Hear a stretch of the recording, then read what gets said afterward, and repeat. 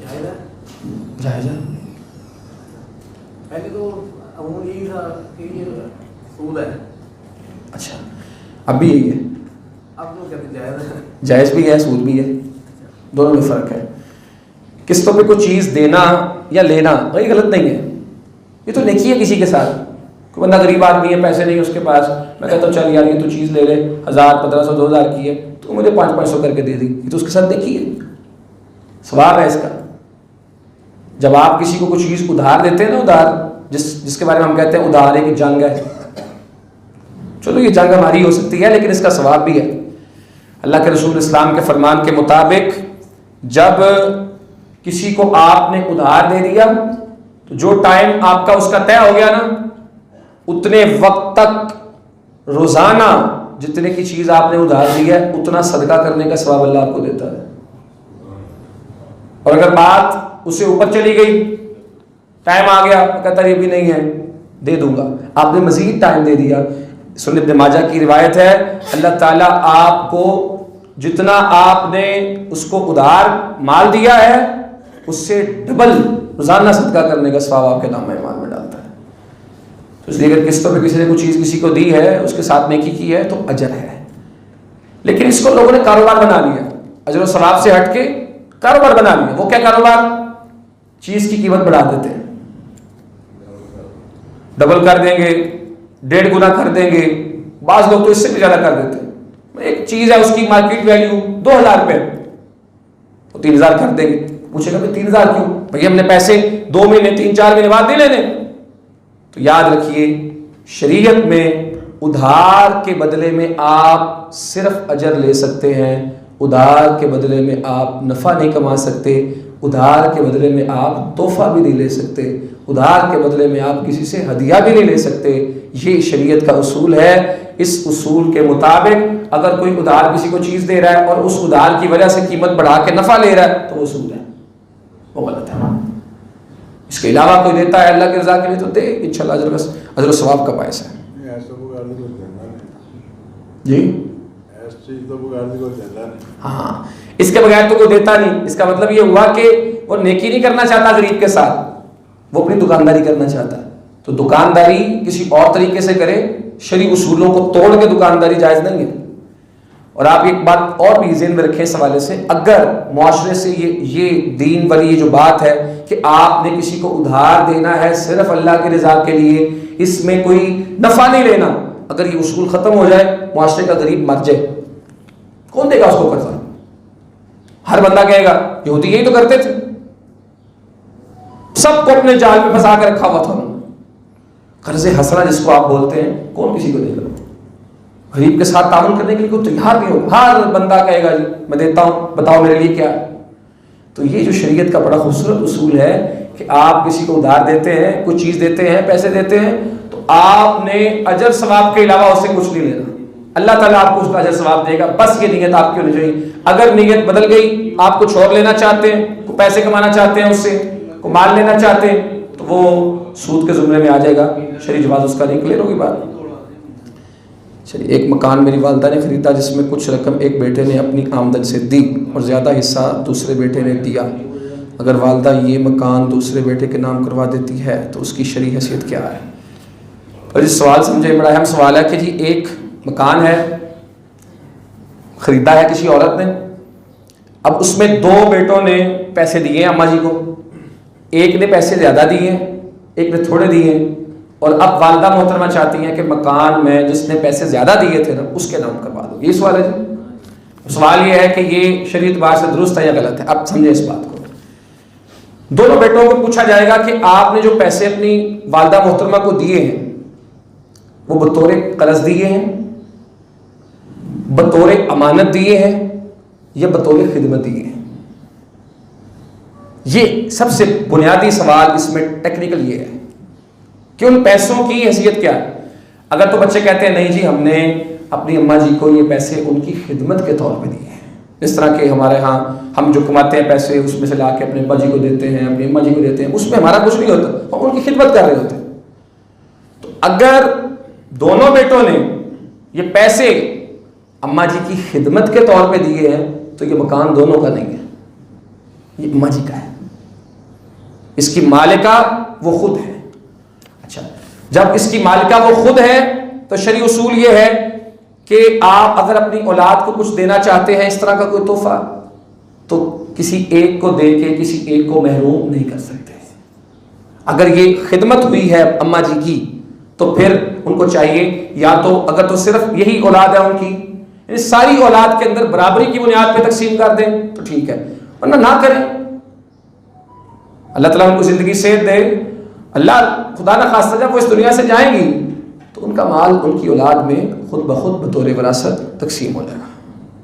दूसरी बात, अगर बच्चे कहते हैं नहीं जी नहीं, हमने तो अपनी अम्मा को बतौर अमानत पैसे जमा करवाए थे, ये भी एक होता है, बेटा बाहर चला जाता है, ऐसे कमाएगा, वहां पे सारा माल पैसा रुपया इधर पाकिस्तान में अपने अब्बा जी को भेजेगा, अपनी अम्मा को भेजेगा, और उसका मकसद ही होता है खिदमत करना। मकसद नहीं होता, खिदमत वो अलग से कर रहा होता है, बाकी पैसे भी वो दे रहा होता है। जैसे लोग बैंक में पैसे जमा करवाते हैं, वो अपने अब्बा को अपनी अम्मा को करवाता है, उसकी हैसियत बतौर अमानत होती है।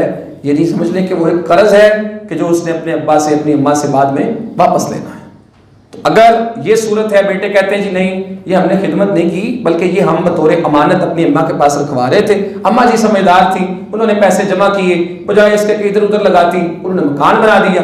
अगर ये सूरत है तो इसमें फिर जिसका जितना माल लगा है उसका उतना हिस्सा है, वो उसको दे दिया जाएगा।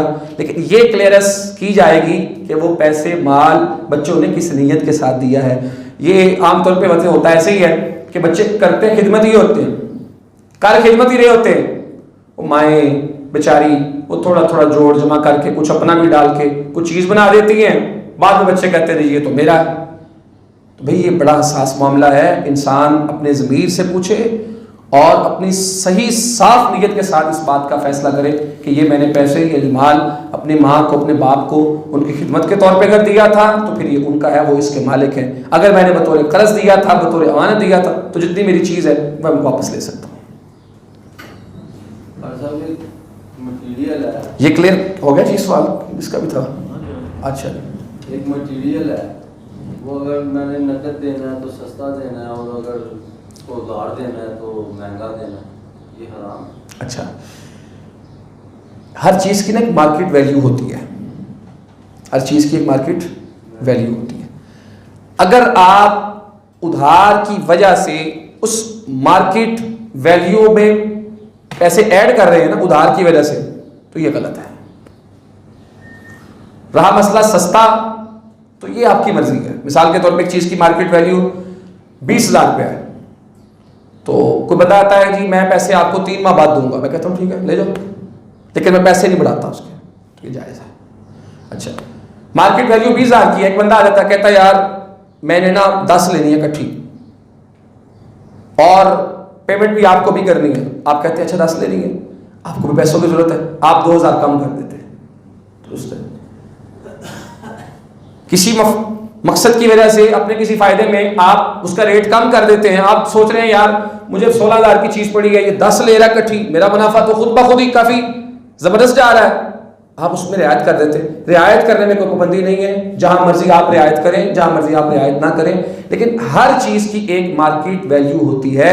अगर आप उधार की वजह से उस मार्केट वैल्यू को क्रॉस कर रहे हैं उधार की वजह से, तो वो सूद है। ये रज़ाई बेटा होना या भाई होना, ये शरायत कितना दूध पीने का है, 1 बार 2 बार 5 बार 10 बार। अगर एक बार दूध पीता है और वो भी बगैर इजाज़त से खुद पिलाती है तो एक बार, उसके बाद उसने दूध नहीं पिया, वो उसकी बेटियों के लिए रज़ाई भाई नहीं। शरई उसूल रज़ात के मसले में ये है कि 2 बातें हैं। पहली बात, बच्चा दूध पिएगा औरत का उस एज में जिस एज में दूध उसके जिस्म का हिस्सा बनता है, उसकी निशोनुमा में किरदार अदा करता है। पहला उसूल ये है। दूसरा उसूल ये है कि पेट भर के उसने दूध कम अज कम मिनिमम 5 दफा पिया हो, ये शरई उसूल है। अगर 4 दफा पिया है, 3 दफा पिया है तो रज़ात साबित नहीं होगी, 1 दफा पिया है रज़ात साबित नहीं होगी। बचपन में पिया है, शीर खारी की उम्र में पिया है, और सेकेंडली 5 दफ़ा पिया है कम से कम तो रज़ा साबित होगी। जिस बच्ची ने 1 दफ़ा पिया है उसकी कोई रज़ात नहीं है।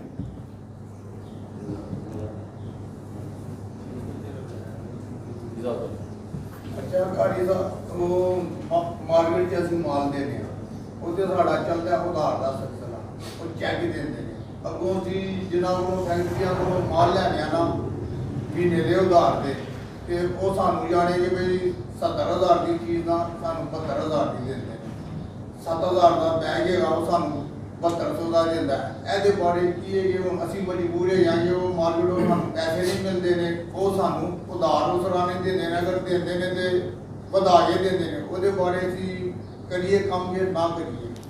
देखो शरई उसूल मैंने आपके सामने रख दिया। कोई भी बंदा अगर उधार की वजह से 100 रुपया भी बढ़ा रहा है 100 रुपये बढ़ा रहा है और आपको समझ ये सेंस होती है, बंदे को पता चल जाता है कि ये पैसे जो ऊपर कर रहा है ये किस वजह से कर रहा है, उस वजह को जाने। अगर वो वजह उधार है तो ना ले, आपका माल मशकूक हो जाएगा, छोड़ दे उसको। रहा मसला के काम कैसे चलेगा, हदीस में आता है मन तारका लिल्लाहि शैअन अवज़हुल्लाहु खैरम मिन्हु। जो बंदा अल्लाह के लिए किसी चीज़ को छोड़ देता है ना, अल्लाह के लिए, अल्लाह उससे बेहतर उसको अता करता है। अल्लाह पे तवक्कुल रखे। वो शरीयत की मुखालफत जिस काम में हो रही है, लाखों का नफ़ा आपको, लेकिन शरीयत की मुखालफत हो रही है, दफ़ा कर दे उसको, उसमें कभी बरकत नहीं हो सकती। रहा मसला के होगा क्या, अल्लाह उससे बेहतर देगा आपको, उससे ज़्यादा अच्छा अता करेगा। तो जहाँ पे भी आप समझ रहे हैं कि यार ये माल ख़रीदने से, ये चीज़ लेने से, उधार की वजह से मुझे रेट 200 400 500 ज़्यादा लग रहा है, छोड़ दें, नकद काम कर ले, किसी से कर्ज हंसना लेके काम कर ले, कोई अपनी ऐसी तरतीब बना ले कि जिसके ज़रिए आप इस लानत से बच जाए। ऐसा अगर मतलब कि नकद पे रेट उसका मार्केट वैल्यू नकद पे 1 हो और मार्केट वैल्यू जो उधार की हो वो भी अलग हो, मतलब कि अगर उधार लेना है तो मार्केट की वैल्यू 200 रुपया मतलब ज़्यादा है, तो गलत है। पूरी मार्केट का यही रेट जा रहा है, तो पूरी मार्केट अगर गलत काम करेगी तो चीज़ फिर भी गलत ही रहेगी। वो होता है ना, वो कहते हैं कि मार्केट की वैल्यू यही है कि उधार की साइज ये है। चीज़ की असल जो कीमत है, मिसाल के तौर पे मैं मोटरसाइकिल इस वक्त जो होंडा 70 मोटरसाइकिल है उसका क्या रेट है, 82,500 मेरे ख्याल से। अच्छा ये रेट है कंपनी रेट जो दे रही है, जब आप नकद लेने जाते हैं इतने की आपको मिलती है। और जो ये किस्तों में बैठे हुए हैं काम करने वाले, ये कितने की दे रहे हैं, 95,000 की, 1 लाख रुपए की। ये जो ऊपर पैसे ले रहे हैं ये किस वजह से ले रहे हैं, क्योंकि आपको वो धार दे रहे हैं। सारी मार्केट मिलके अगर गलत काम शुरू कर देती है तो उनके वो गलत काम करने से वो गलत काम जायज़ नहीं हो जाता, वो रहता गलती है। उसकी मार्केट वैल्यू वही है। अच्छा जिसके पास 82,500 मौजूद है वो बेवकूफ़ तो नहीं है कि 95,000 की जाके लेगा। समझ ये आई कि उनके पास वही जाएगा जिसने उधार लेनी है, तो उधार के बदले में नफा कमाना यही सूद है। कोई अपना औरत है वो अपने भैन भरावां को हिस्सा नहीं लेंदी, मतलब की है वो कहती है मैं नहीं लेना। अच्छा इसमें ना मुआशरे के भाई साहब का सवाल है कि कोई औरत है वो अपना हिस्सा बहन भाइयों से नहीं लेना चाहती, उनको छोड़ना चाहती है, मुआफ़ करना चाहती है, तो शरीयत क्या कहती है। ठीक है, अगर कोई बंदा अपनी मर्ज़ी से छोड़ना चाहता है तो छोड़ दे, इस मसला नहीं है। लेकिन मसला हमारे मुआशरे का एक है, आज तक हमेशा शुरू से अभी तक हम सुनते आ रहे हैं बहनें मुआफ़ करती हैं। कभी कोई दलेर भाई भी आया सामने जिसने माफ़ किया हो? मुआशरे का मसला है ना ये, जहाँ सुनेंगे वो बहन ने माफ़ कर दिया। भाई को चाहिए जो बहन का हिस्सा है उसके हाथ पे रखे, ला के रखे, फिर देखे कौन सी बहन वापस करती है। फिर जिसको कोई ज़्यादा दर्द होगा भाइयों का वो कर देगी। अक्सर और बेशतर वजूहात पे आप गौर करें, बहनें ऐसा क्यों करती हैं, उनके दिल से, उनके दिल की बात को निकलवाएं। सिर्फ पोछा फेर के काम अपना सीधा मत करें हम। वो इसलिए करती हैं कि जे हिस्सा मांग लिया तो भाई का दरवाज़ा सारी ज़िंदगी बंद हो जाएगा। असल उनको तकलीफ़ ये होती है, वो हिस्सा छोड़ देती हैं दरवाज़ा बचाने के लिए। अगर हम खुले दिल से दरवाजे खोल दें उनके लिए, जो उनका बनता है ला के उनकी झोली में डालें, वो लाख कहती नहीं हमने नहीं लेना। अच्छा इसके बावजूद बाद में वो उठा के फिर ला के हमें दे दें, ठीक है, बिल्कुल कोई सिचुएशन बन जाए तो ठीक है, लेकिन मेरा ख्याल है कि ऐसी नौबत नहीं आएगी जब आप ये इत्मीनान दिलवा देंगे ना कि बहन हम ऐसा कोई मामला नहीं है, अल्लाह का जो हुक्म है, जो तेरे पैसे हमने क्यों लेने, हम तुझे देंगे, और उसके साथ अपना रवैया हम अच्छा रखेंगे, तो इंशाल्लाह वो पैसे ले लेगी। वो कभी ऐसे नहीं करेगी कि हमें उठा के दे दें, वो उसको भी ज़रूरत है, हर बंदे की ज़रूरत है आजकल। अगर भाई भी राजी है कि हम देने के लिए तैयार हैं और बाप भी बोलता है भाई ये तुम्हारा हक है ले लो, और तो इनका नुकसान नहीं होगा, अल्लाह इनको इसके बदले और फायदा देगा, ले लो, लेकिन वो एक मुआशरा जो चल रहा है उसकी खातिर वो यानी कि वो समझते हैं कि हम ऐसा काम नहीं कर सकते, वो बार बार कहने के बावजूद भी वो कहते हैं कि हम नहीं लेते। एक होता है ले लो, एक होता है दे दो। तो इस सिचुएशन में जिन्होंने देना है ना उन पर जोर डाला जाए कि दे दो, लेने वालों को कुछ ना कहा जाए, ठीक है। अगर वो मुआशरे के किसी भी मसले का शिकार है, वो मुतालबा नहीं करना चाहते, नहीं लेना चाहते, तो ठीक है ना, मुतालबा कर। जिन्होंने देना है फिक्र तो उनको होनी चाहिए, लेने वाले को क्या फिक्र। जिसने देना है उसकी तो रात की नींद नहीं आनी चाहिए, उसको चाहिए कि वो दे दे। बाकी जो अगर इसके बावजूद भी लेने वाला नहीं लेना चाहता तो ठीक है, छोड़ दे, तो मसला नहीं। मार्केट में कोई चीज़ बेच रहे 100 की चीज़ है और एक दुकानदार है, दोनों को उधार रहे हैं, एक दुकानदार है जो ज़्यादा बेच रहा है और एक है जो कम बेच रहा है, तो जो ज़्यादा बेच रहा है उसको थोड़ी रियायत ज़्यादा दे देंगे, माल ज़्यादा बेच रहा है, और जो कम बेच रहा है उसको कम दे रहे हैं, मतलब कि उसको 10 मिल गया तो उसको 5 मिल गया। तो ये देखिए, कीमत आप अपनी मर्जी के साथ तय कर लें। जो सामान आपसे थोक के हिसाब से ले रहा है उसको आप रेट कम लगाएं, जो एक चीज़ ले रहा है 2 ज़्यादा लगाएं, कोई मसला नहीं है इसमें। सिर्फ पॉइंट एक है, वो हर बंदा फैसला कर लेगा खुद ही, वो ये है कि यार जो पैसे मैंने ज़्यादा किए हैं ये किस वजह से किए हैं। अगर इस वजह से किए हैं कि एक की क्वांटिटी ज़्यादा एक की कम तो दुरुस्त है, और अगर इस वजह से किए हैं कि एक ले रहा है नकद एक ले रहा है उधार तो गलत है। सिर्फ उधार की वजह से आपने रेट को ज़रब नहीं लगानी, बस इसके अलावा आपके पास इख्तियार है। दोस्त अपना आया है उन बोता रेट लाओ, ते कोई और आया तो काट लाओ, कोई मसला नहीं, क्योंकि दोस्तें कौन सा बहस कर रही है क्या जी। बगाना बंदा आ गया तो रेट कम लगाएं, अपना बंदा आ गया थे वो आपकी मर्जी है। एक आदमी के बाद यानी कि अल्लाह ने एक बार उसको ताकत दे दिया है हज करने की, ठीक है, लेकिन उसने किया नहीं, वो पैसे फिर खत्म हो गए, उसको बाद यानी कि उसको एक मौका मुकम्मल मिल गया है, यानी कि वो कर सकता था अपनी बीवी को भी, लेकिन नहीं किया। और नबी सल्लल्लाहु अलैहि वसल्लम की ये हदीस भी मौजूद है कि जो नहीं करेगा वो यहूद नस्वारा होके चला जाए। तो इसके बारे में उसका काम बड़ा गलत है। जिसको अल्लाह ने तौफीक दी और सुस्ती करता रहा, जी कर लूँगा कर लूँगा कर लूँगा कर लूँगा, बाद में तौफीक ख़त्म हो गई, उसको अल्लाह ताला से गुनाह की बख्शिश मांगनी चाहिए और अल्लाह ताला से इस्तिग़फ़ार करना चाहिए, अल्लाह से दुआ करनी चाहिए। तौबा इस्तिग़फ़ार ही उसके लिए हल है। और ये एक बहुत बड़ी मिसाल है कि बाज़ औक़ात अल्लाह ताला नेकी की तौफीक देता है, जब बंदा उस तौफीक की कदर नहीं करता तो वो अल्लाह उस तौफीक को छीन लेता है। हम खड़े होकर नमाज़ पढ़ते हैं ना, अल्लाह ने तौफीक दी हुई हमें, अगर हम कदर नहीं करेंगे ना तो कुर्सी पे आ जाएंगे। एक आदमी बहुत यानी कि नमाज भी पढ़ता है, अपने दावे में भी बहुत ज़्यादा सच्चा बनता है, लेकिन अपनी बेटियों को कुछ यानी कि हिस्सा अपनी जायदाद में से देता ही नहीं, तो उसके लिए कुरान मजीद में इस बारे में अल्लाह ने बड़ी सख्त बात इरशाद फरमाई। जहाँ ये 4 पारे में सूरह निसा में विरासत के अहकाम बयान हुए, वहाँ अल्लाह ने कहा सारी तफसील जिक्र करने के बाद कि तिल्का हुदूदुल्लाह, ये अल्लाह की हुदूद है, जो अल्लाह और उसके रसूल की इताअत करेगा अल्लाह उसको जन्नतों में दाखिल करेगा, और जो अल्लाह और उसके रसूल की नाफरमानी करेगा और इन हुदूद को तोड़ेगा, अपनी मर्जी चलाएगा, अल्लाह उसको आग में दाखिल करेगा और उसके लिए रुसवा करने वाला अज़ाब है।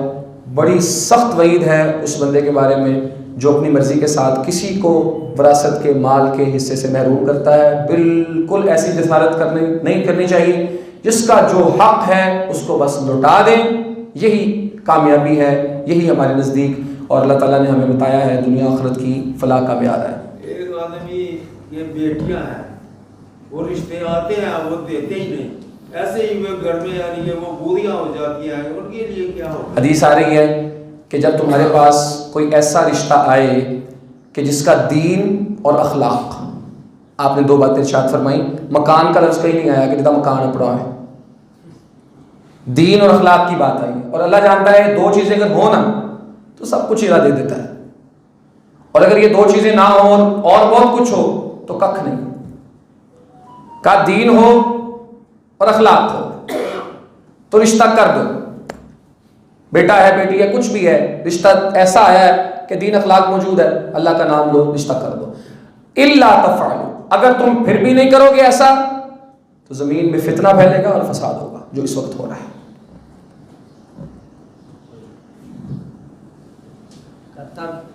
जो कहते हैं रिश्तों को छीन लेते हैं, किसी पर पैसे ना तो वो ले सकता है रिश्तों में, यानी कोई घर की चीज़ की ज़रूरत हो तो पैसे ना तो वो ले सकता है। अगर यानी कि महंगी भी कर दे, डबल लेट कर दे, वो ले सकता है। किस्त यानी कि डबल ना दे, जो पैसे मुक्के ना उसी में वो पैसे देते हैं। जो मुकेंगे वो क्या मुकेंगे, अगर तो वो वही है जो मार्केट वैल्यू है उसकी, फिर तो ठीक है, मैंने शुरू में अर्ज़ किया कि जायज़ है, नेकी है। लेकिन अगर वो रेट ज़्यादा है और उसकी ज़रूरत भी बड़ी ज़्यादा है तो अपनी ज़रूरत को ना देखें, शरई उसूल को देखें। हमारी ज़रूरियात का तयन शरई उसूलों की रोशनी में होगा। शरीयत इजाज़त देती है तो दुरुस्त है, वरना ज़रूरत जितनी भी ज़्यादा हो छोड़ दे, सब्र कर ले। थोड़े पैसे हैं सस्ती मोटरसाइकिल ले ले, थोड़े पैसे हैं पुरानी चीज़ ले ले, कोई और इंतज़ाम कर ले, किसी से कर्ज़े हंसना लेकर चीज़ ले ले, सब्र कर ले, बहुत सारे रास्ते उसके पास है। शरई उसूल तोड़ के अपनी ज़रूरत पूरी करना ये गलत है। आप बात करें, एक सवाल था हो गया। यार मेरा मकान ने अपना गिरवी 10 लाख रुपया दे के तो उसने केड़ा 10 लाख रुपया देगा। सवाल तो रखिए, गिरवी मकान जायज़ है कि नाजायज़? अच्छा, ये बड़ा अहम मसला है, गिरवी लेना देना जायज़ है कि नाजायज़। सब इसको समझने के लिए सबसे पहले ये समझना ज़रूरी है कि गिरवी होता क्या है, गिरवी बला क्या है। गिरवी में भी असल में ना एक बंदा होता है कर्ज देने वाला, ठीक है, कर्ज किसी को दिया और कर्ज के नतीजे में उसकी कोई चीज़, उसका मकान, उसकी मोटरसाइकिल, उसकी रजिस्ट्री, उसकी दुकान, कोई चीज़ बतौर गारंटर अपने पास जमा कर ली। अब जो चीज़ अपने पास रखी है ना उसको कहते हैं गिरवी। ये मैंने जी अपना मकान गिरवी रखवाया हुआ है क्योंकि मैंने 10 लाख रुपए उनसे लिया है, मुझे चाहिए थी, ज़रूरत थी, कारोबार करना था, मैंने अपनी चीज़ उनको गिरवी रखवा दी, पैसे उनसे ले लिए। ये तो दुरुस्त है। आप किसी को भी कर्जा देते हैं, उसकी कोई चीज़ अपने पास गिरवी रख लेते हैं, जायज़ है। अल्लाह के रसूल सल्लल्लाहु अलैहि वसल्लम ने उधार गंदम ली, दाने लिए और आपकी ज़रा गिरवी यहूदी के पास पड़ी हुई है, यहाँ तक तो दुरुस्त है। मसला ख़राब अगला है, जो चीज़ आपके पास गिरवी आई है आप उससे फ़ायदा उठा सकते हैं कि नहीं उठा सकते, यह है असल सवाल। जवाब इसका यह है कि अगर तो वो चीज़ जो गिरवी आपने रखी है वो ऐसी है कि अगर आपने उसको इस्तेमाल ना किया तो वो बर्बाद हो जाएगी, फिर आप उसको इस्तेमाल करेंगे और उस पर आने वाला ख़र्च भी देंगे। मिसाल है, आपने किसी की बकरी रख ली गिरवी, उसको 20,000 रुपये कर्ज दे दिया, चल भी जब तू 20,000 वापस करेगा अपनी बकरी लाएगी। अब बकरी का दूध नहीं निकालेंगे, बकरी तो बीमार हो जाएगी। शरीयत कहती है कि तुम उसका दूध पी लो, जो उसका दूध पियोगे उसको चारा डाल दोगे, साफ पूरा हो जाएगा। जब तुम्हारे पैसे वो देगा उसकी बकरी उसके वाले कर देंगे। तो जो चीज़ ऐसी हो कि अगर आपने इस्तेमाल ना की तो वो बर्बाद हो सकती है, उसको आप इस्तेमाल करेंगे और उस पर आने वाला खर्च आप अदा करेंगे। लेकिन अगर चीज़ ऐसी है कि उसका मामला ऐसा नहीं है, बेजान चीज़ है, मकान है, 15 लाख 20 लाख रुपया आपने किसी को कर्ज दिया, उसका मकान आपने अपने पास गिरवी रख लिया, शरीयत ये कहती है कि उस गिरवी रखी हुई चीज़ से आप नफ़ा नहीं उठा सकते। अगर आप उससे नफ़ा उठाएंगे तो ये आपने जो कर्ज दिया है उसका इवज़ ले रहे हैं, तो जो कर्ज का इवज़ होता है वो सूद होता है। अच्छा, कुछ लोग एक और ड्रामा करते हैं, वो कहते हैं जी शरई उसूल तो है लेकिन ना दरमियाना रास्ता निकालो। वो करते हैं 5 लाख 10 लाख किसी को दिया, उसका मकान ले लिया, अब कहेंगे कि ठीक है जी, शरई उसूल तो ये है कि 5-10 लाख जो हमने दिया है उसके बदले इस मकान से फ़ायदा नहीं उठा सकते। वो कहते हैं जी हम आपका मकान इस्तेमाल करेंगे, इसका हम आपको किराया देंगे। और किराया पता कितना देते हैं? 25-30 हज़ार किराए वाले मकान का किराया देते हैं 500 रुपया। इसे कहते हैं हीला, यहूदियाना हीला। किसी शरई हराम काम को हलाल करने के लिए हीला करना।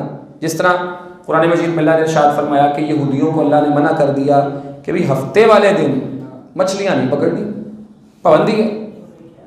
और अल्लाह फरमाते हैं कि हफ्ते वाले दिन मछलियां इतनी आती थी कि उबल उबल के नजर आ रही होती थी, आजमाइश थी उनके लिए।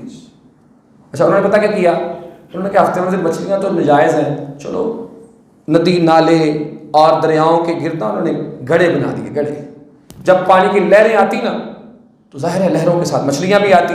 वो जो गड़े होते थे उनमें मछलियां गिर जाती। इतवार के दिन मछलियां पकड़ लेते, कहते हमने हफ्ते को पकड़ी नहीं। ये था हीला। अल्लाह ने कहा इन हीला साजों को हमने दुदकारे हुए बंदर बना दिया। तो कर्ज के बदले में नफा सूद है। अब उस नफे का हाल निकालते हैं, 500 रुपये किराया दे रहे हैं जी। भाई कोई बेवकूफ है दुनिया में 25-30 हज़ार रुपये किराए वाला मकान किसी को 500 रुपये किराए में देगा? 500 रुपये किराए में देने वाले का मतलब क्या है कि बीच में कोई खराबी है, बीच में कोई मसला है कहीं पे। तो अगर किसी को कर्ज दे के उसकी चीज सिर्फ एज ए गारंटी रखी है अपने पास, दुरुस्त है, गारंटी भी रखी और उसकी चीज को इस्तेमाल भी किया जा रहा है, ये गलत है। ये उधार के बदले में नफा है, इसकी शरीयत में इजाजत नहीं है। क्लियर होगी बात? और सर ये अगर सवारी गिरती रही है, हाँ, उसका इस्तेमाल कर सकते हैं? वही बात है ना, अगर आप उसको इस्तेमाल नहीं करते तो वो बर्बाद हो जाएगी, फिर तो कर सकते हैं। मोटरसाइकिल को आप बंद करके रख दें, कुछ नहीं होता इंशाल्लाह, कोई मसला नहीं। तो फिर कुछ होता है ना दोस्त के, यार हमने तेल भी चलाना है तो तेल भी डालना है ना, इसलिए फिर वो इस्तेमाल नहीं, तेल तो डाल के करना है इस्तेमाल, ये बात नहीं है। ज़ाहिर मकान इस्तेमाल करेगा तो बिजली के बिल भी तो देगा वो। मकान इस्तेमाल करेगा, कोई चीज़ टूट जाएगी वो भी तो लगवा के देगा। ये नहीं कि इस्तेमाल करने में खर्च आ रहा है तो खर्च उठा रहा है, नहीं। इस्तेमाल ना किया तो उस चीज़ की अपनी असल हालत बिगड़ जाएगी, ख़राब हो जाएगी। अगर ये देश है जैसे बकरी में है, वो घोड़ों में होता है ना, वो असल में उस जमाने में घोड़े होते थे सवारी, तो उसका इस्तेमाल फिर उसको चारा डालने, चारा भी डाला जाता है, चारा अपनी जगह पे। लेकिन ये भी उसूल साथ में है कि अगर उसको इस्तेमाल ना करने से चीज़ की खराबी का अंदेशा है फिर इस्तेमाल करेंगे। अगर इस्तेमाल ना करने से खराबी कोई नहीं होनी, पड़ी रहेगी, तो फिर इस्तेमाल ना करें उसको। क्योंकि मेरा एक दोस्त था तो उसने ये बताया था कि नबी सल्लल्लाहु अलैहि वसल्लम के दौर में घोड़ा रखते थे, वो मेरे ख्याल उत्थे वक्री नशिस्त हो रही है, सवाल जवाब दी। चलो, वो कहते थे कि घोड़े को इस्तेमाल करते थे क्योंकि उसको चारा डालना है, फिर इसलिए। असल में ना जिस दुनिया में आप रह रहे हैं ना, ये कौम पहले ही बड़े रास्ते निकाल चुकी है। इतना सा रास्ता इनको देंगे ना इंशाल्लाह इतना बना लेंगे। तो ऐसी कौम के लिए बात वही रखें कि जहां तक ये नजर आए कि यार हालात खराबी की तरफ नहीं जाएंगे जी। वो एक जगह थी, वो मतलब कि जब किराए पे ली थी ना, उसका दिया था 5 लाख एडवांस, तो उस टाइम तय हुआ था 20,000 किराया। उसके बाद माली मकान ने 5 लाख और एडवांस ले लिया, उसने किराया नहीं बढ़ाया। फिर उसने 5 लाख और एडवांस ले लिया, किराया नहीं बढ़ाया। इससे दोनों को फायदा हुआ। ऐसे ही 38,000 रुपया किराया था, तो उसने एडवांस ज़्यादा मांग लिया, तो एडवांस देते मतलब किराया उसने आधा कर दिया। वो कह रहा था कि 2,000 रुपया, मैंने कहा कि 18,000 ले। तो गलत आधा करके मसला तो वही है ना, बात वही जो मैंने पूरी तफसील से पेश किया, आप इसको समझने की कोशिश करें। एडवांस लोग कहते हैं नहीं बढ़ाओ, ठीक है जी, मकान है जी, ये दुकान है, कितना किराया जी? अब मार्केट वैल्यू में आप देखेंगे तो उस तरह की दुकान आपको 50,000 रुपये में मिल रही, वो कहेगा जी कि मैं किराया लूंगा जिस तरह कि आपने किया 10,000 लूंगा, लेकिन एडवांस मुझे 1 लाख नहीं, मुझे 20 लाख चाहिए। यही तो सूरत है,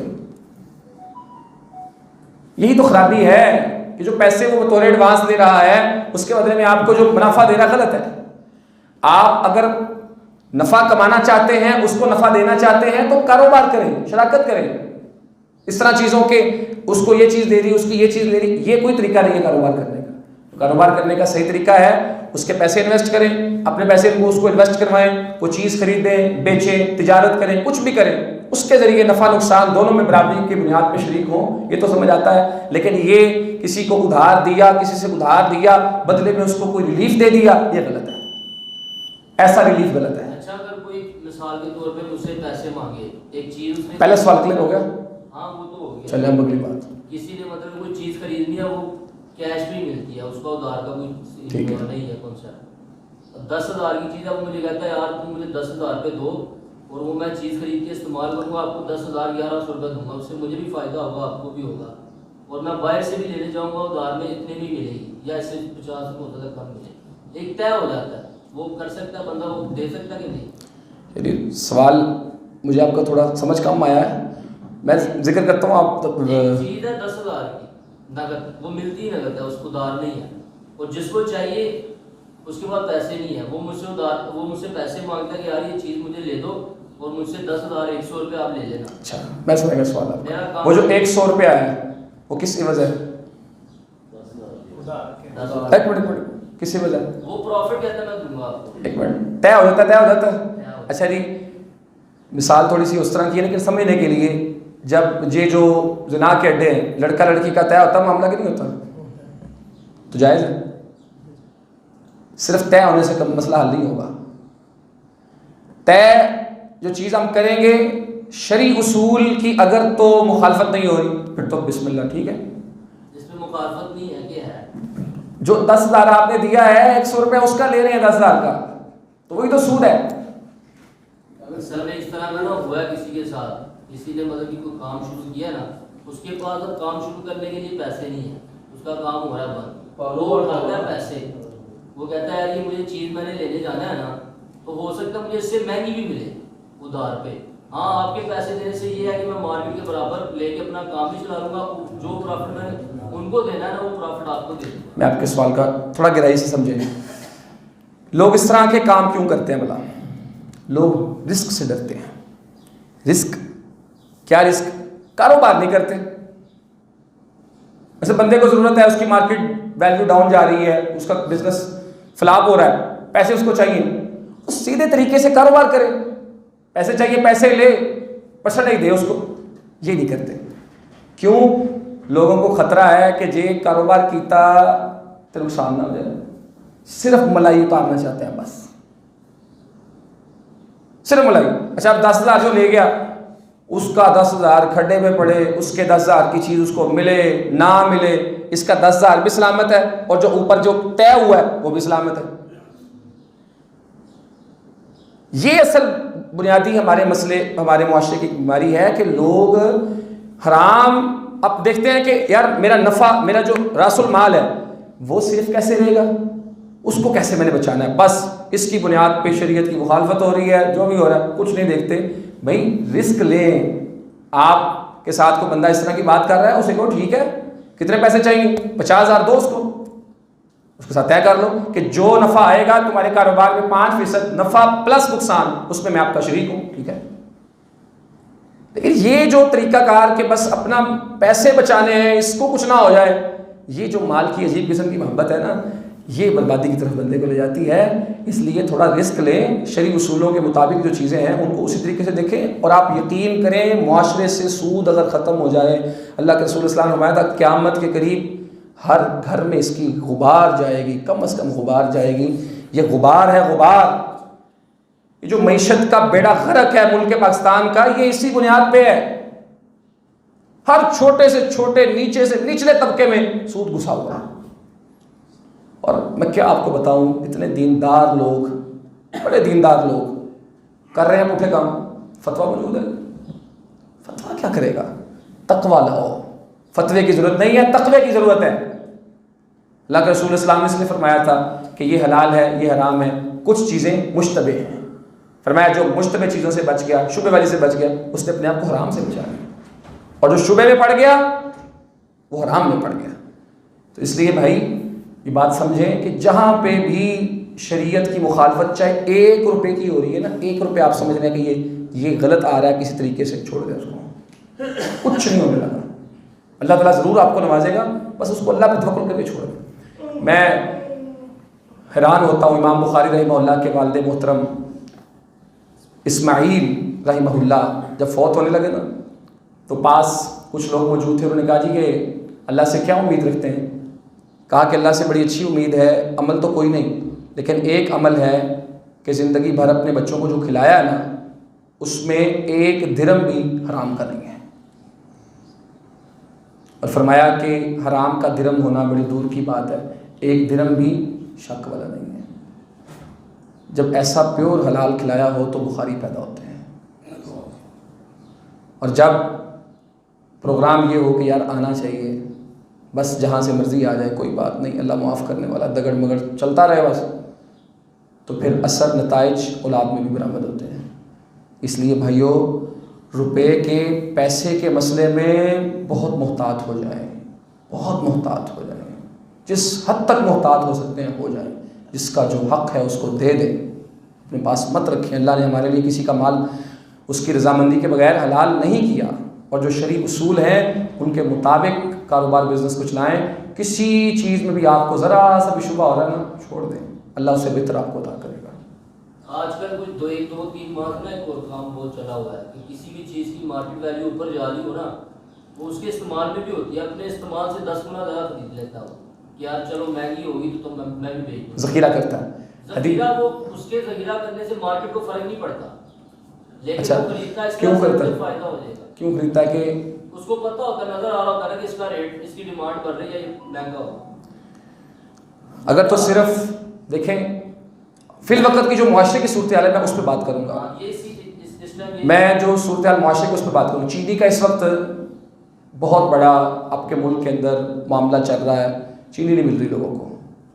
अच्छा, ये जो हाजी साहब, माशाल्लाह नमाजी साहब, परहेज़गार साहब, जिन्होंने चीनी स्टॉक की हुई है और अब महंगे दामों बेच रहे हैं, और वो समझ रहे हैं मेरे हज भी बेहतरीन है, मेरा सब कुछ ठीक है।